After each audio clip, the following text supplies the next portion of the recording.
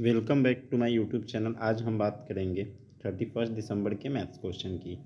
जैसे ही ऐसा सवाल आए दहाई इकाई वाला तो आप ऑप्शन से तुरंत एलिमिनेट कर दें। जैसे इस प्रश्न को समझने के लिए आपको अभाज्य संख्या को समझना पड़ेगा कि अभाज्य संख्या क्या होती है।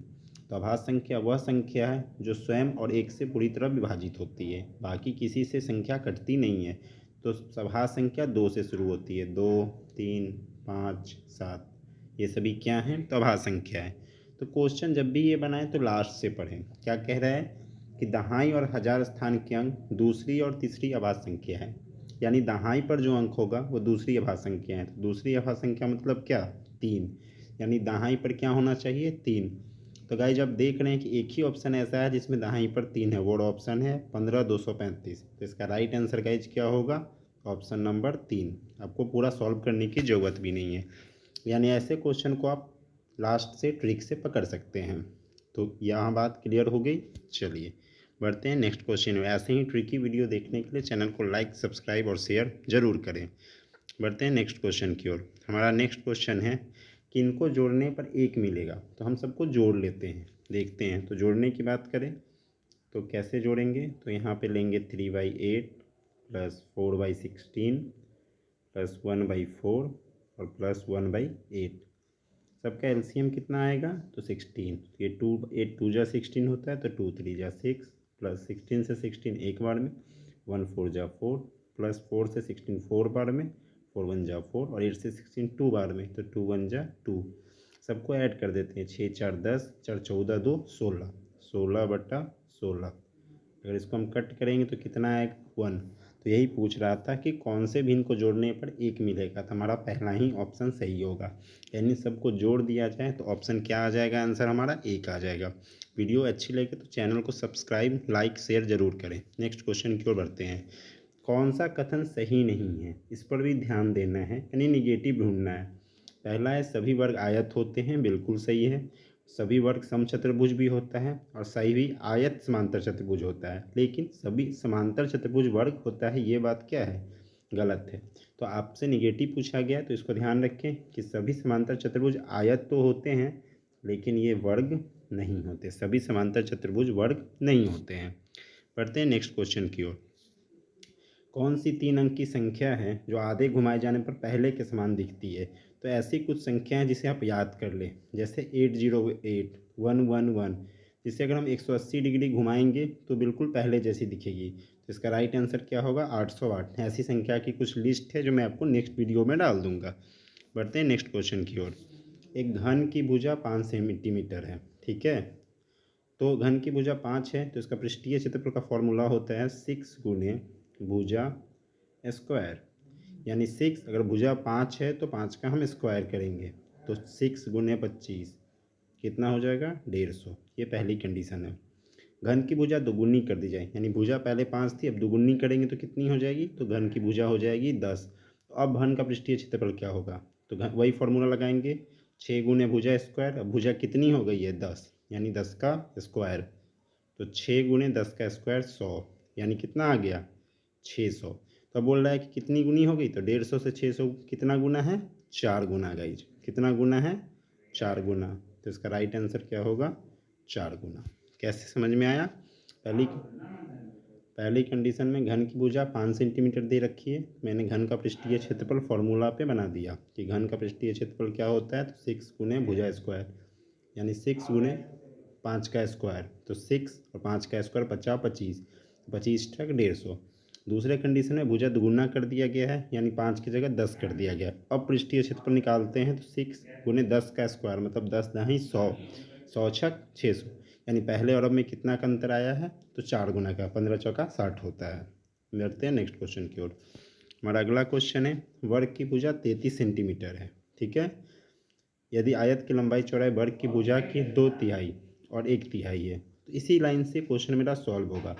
वर्ग की भुजा 33 है और लंबाई कितना है आयत का, तो आयत के लिए आयत का लंबाई क्या कह रहा है, 2/3 है वर्ग के भुजा के, यानी वर्ग का भुजा 33 है तो इसका हम 2/3 निकालेंगे।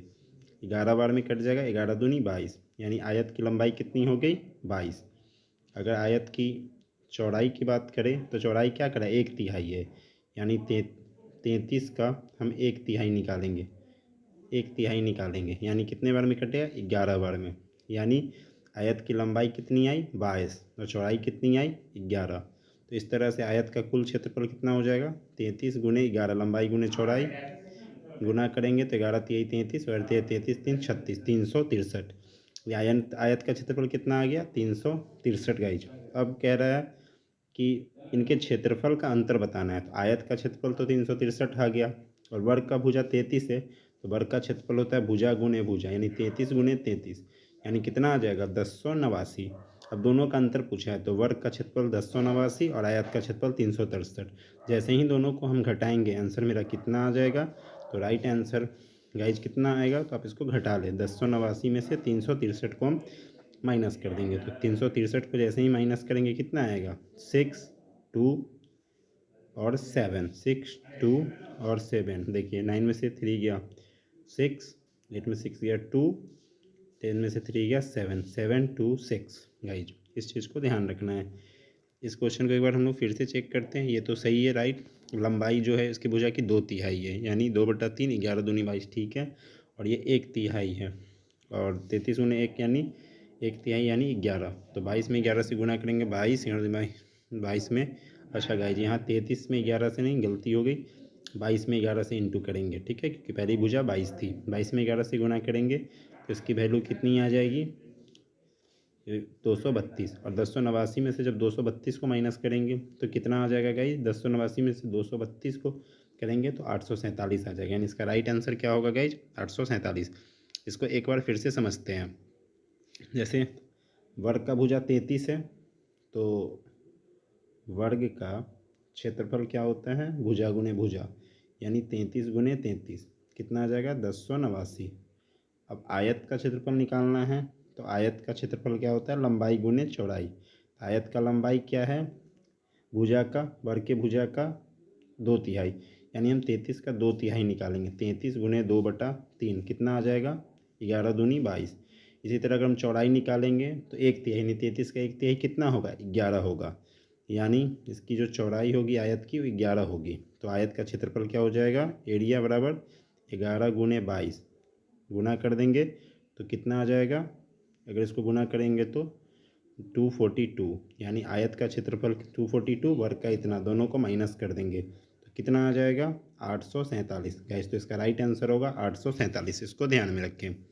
नेक्स्ट क्वेश्चन है, नरेश ने 30 जून को 11:20 AM में अपनी यात्रा शुरू की। तो पहले तो आप ये समझे कि AM किसको बोलते हैं। तो AM का मतलब होता है रात 12 से सुबह 12 तक का समय, यानी 11:20 सुबह की बात हो रही है, और वो 1 जुलाई को 5:40 में पहुंचता है। तो पहले तो समझ लें कि 30 जून 11:20 से 1 जुलाई 11:20 तक कितने घंटे हुए। तो 30 जून को 11:20 में निकला, ठीक है, और 30 जून के अगले ही दिन 1 जुलाई होती है, क्योंकि जून 30 का महीना है। तो 30 जुलाई से 1 जुलाई 11:20 तक होते हैं कुल 24 घंटे। ये तो सीधा हिसाब है, आप समझ सकते हैं कि 30 जून 11:20 से 21 जुलाई 11:20 कितने घंटे हुए, 24 घंटे। और फिर शाम के 5:40, तो अगर 11:20 5:40 का मतलब कितना होता है, 17:40, 5:40 का मतलब कितना होता है, 17:40, और 11:20, तो कितना घंटा का और गैप है। तो ये गैप कितने घंटे का है, तो ये गैप की अगर हम बात करें तो ये गैप हमारा है कितने घंटे का, 6 घंटे 20 मिनट का। यानी 17:40 में से अगर हम 11:20 को माइनस कर दें तो ये कितना आ जाएगा, 6 घंटा 20 मिनट, यानी 24 घंटा यहाँ लगा और 6 घंटा 20 मिनट यहाँ लगा, तो कितने हो गए, 30 घंटे 20 मिनट। यानी इस सवाल का राइट जवाब क्या होगा, 30 घंटे 20 मिनट। अगला है गुप्त संदेश की बात कर रही है, ब्लैक के लिए ये कोड लिखा गया है। तो आप इसको ध्यान से देखेंगे तो एक एक लेटर पहले कर दिया गया, यानी बी के पहले ए, एल के पहले के, ए के पहले जेड। तो कह रहा है कि इसका उल्टा का अपोजिट लिखना है। तो ब्लैक का उल्टा क्या होता है, वाइट, ठीक है, ब्लैक का उल्टा होता है वाइट, ठीक है, इस बात को आप ध्यान रखें। और इसका अपोजिट लिखेंगे तो डब्लू के पहले क्या आता है, तो डब्लू के पहले भी आता है, एच के पहले क्या, जी आता है। तो भी जी वाला एक ही ऑप्शन ही है, तो इसका राइट आंसर सेकंड हो जाएगा। इस बात को आप ध्यान रखें, ठीक है। बढ़ते हैं नेक्स्ट क्वेश्चन की ओर। अब कह रहा है कि अधीरा आधा दर्जन अंडे खरीदता है। तो एक अंडा 4 रुपये का है, तो आधा दर्जन मतलब 6 अंडा, तो अंडा का कीमत कितना हो जाएगा, 24 रुपया। माचिस 3 रुपये का एक है, तो एक माचिस खरीदना है यानी 3 रुपया। उसके बाद चावल आधा केजी खरीदना है तो 32 रुपये किलो है, तो आधा केजी का 16 रुपया। और नमक 16 रुपये केजी, तो 250 का 4 रुपया। अब उसके पैसे कितने हो गए? 24, 3, 27, 4, 31 और 16, 47, यानी टोटल उसको 47 रुपये हो गए। तो अब उसके पास, ठीक है, क्या करने पड़ेंगे उसे? 45, 50 रुपये ही हैं और सामान 47 का हो रहा है, यानी उसे वस्तु खरीदने के लिए क्या करना पड़ेगा? तो 1.5 रुपये और जोड़ने पड़ेंगे, क्योंकि 45, 50 ही है उसके पास और सामान 47 का हो रहा है, तो इसे 1.5 रुपये जोड़ने होंगे।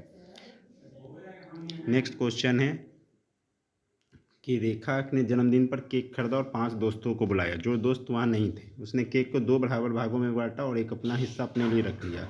बचा हुआ एक हिस्सा अपनी बाकी दोस्तों को दे दिया। थोड़ी देर में उसके दोस्त भी आ गए और केक के 3 बराबर हिस्सों में बांट दिया। उसे पूरा केक का कितना भाग का आया? तो ये क्वेश्चन आप लोगों के लिए, इसे आप कमेंट बॉक्स में बनाकर डालें, नहीं तो नेक्स्ट वीडियो में इसका सॉल्यूशन दे दिया जाएगा। वीडियो अच्छी लगे तो चैनल को लाइक, सब्सक्राइब और शेयर जरूर करें। तब तक के लिए